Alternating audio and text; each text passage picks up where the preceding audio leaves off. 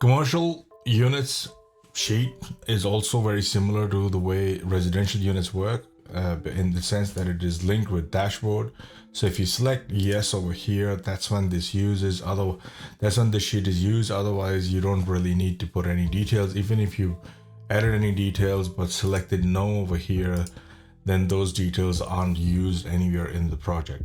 So that important. And the other part is we give you all these options to fill out first, so that you don't have to fill it out for each individual unit here. For example, vacancy, again, this is coming from the dashboard, but it is linked here. And if you wanted to change the vacancy for one particular unit, you could just go in and change that.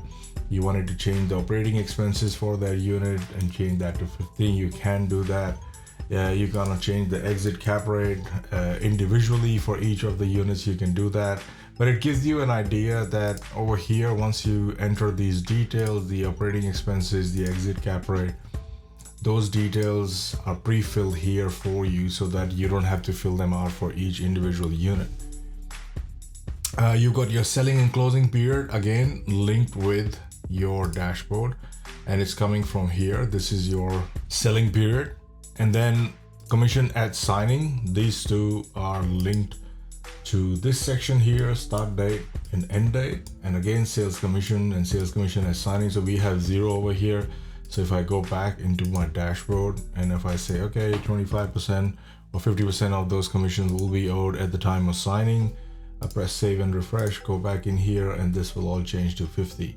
Again, I have an option to all the orange cells I can override, and instead of 50, I can make 20 for this one, maybe 25 for this one, and so on. So that's pretty much it. Now this section here, we have total number of units that you are developing.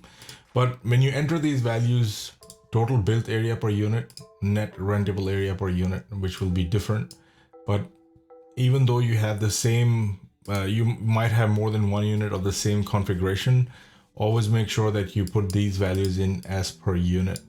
Otherwise they will get multiplied. So you want to make sure that if you got one of this unit, which is fine, but if I was to make it 2 or 5 or whatever, then this will change based on this. It will take 400 net rentable area as for one unit, and then multiply that by 5, and so on.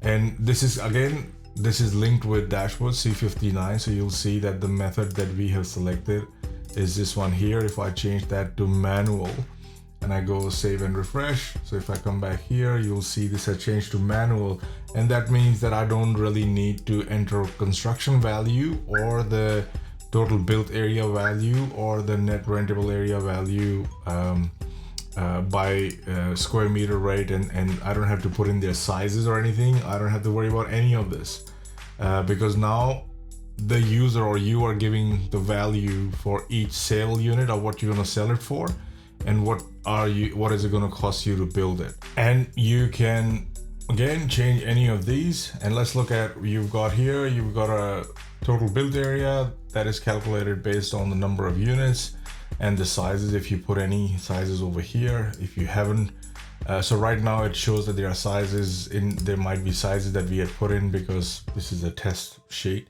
But if there weren't any, you can just delete them. So if I just delete them, then there won't be any.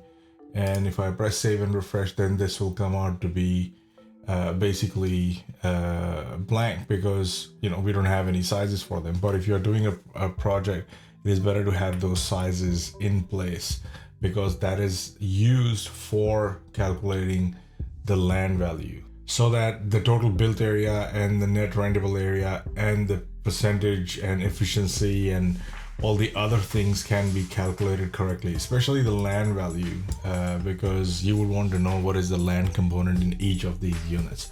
But there is not a biggie, especially if you're not using the margin scheme, and when commercial kicks in, there is no margin scheme, so that calculation is not really required, but it's an extra level of details.